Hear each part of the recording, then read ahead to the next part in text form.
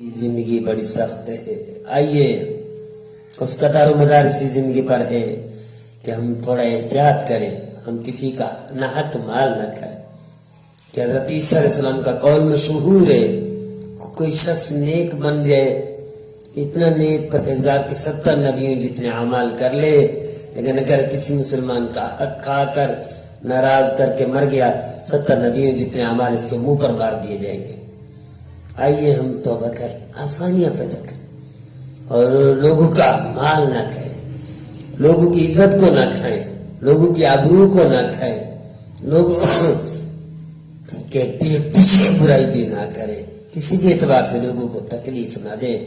मेरे अजीजों, बड़ी सख्त कब्र है, कोई नहीं होगा कब्र में मां सिवाय अपने अमाल के, अपनी नेकियों के।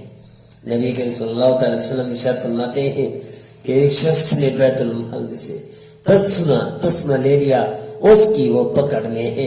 तस्मे की क्या कीमत है मेरे देखो, ये दुनिया में माफी तलाफी करा ले, बहन भाइयों से, रिश्तेदारों से, अजीज व कारब से, पड़ोसियों से माफी तलाफी दुनिया में करा लें। कब्र बड़ी सख्त है, कब्र में कोई निजाम नहीं बर्दाश्त कर सकता, ना कि छुड़ा सकता है। आमाल काम आएंगे, छोटी सी भी बदअमली है, छोटी सी भी बदअमली आड़े आ जाएगी और जहन्नम ले जाने का जरिया बन जाएगी।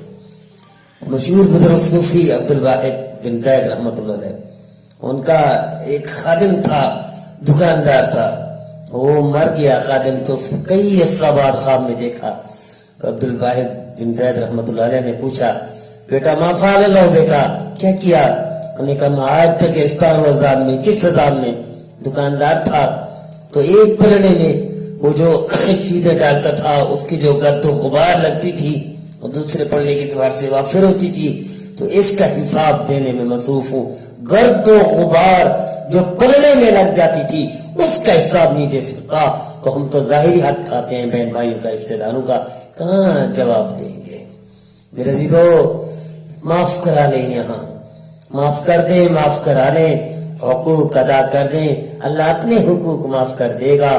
बहन भाइयों के, रिश्तेदारों के, मुसलमानों के, पड़ोसियों के हुकूक अल्लाह माफ नहीं करेगा जब तक वो माफ नहीं करेगा। बंदों के हुकूक अल्लाह माफ नहीं करेगा।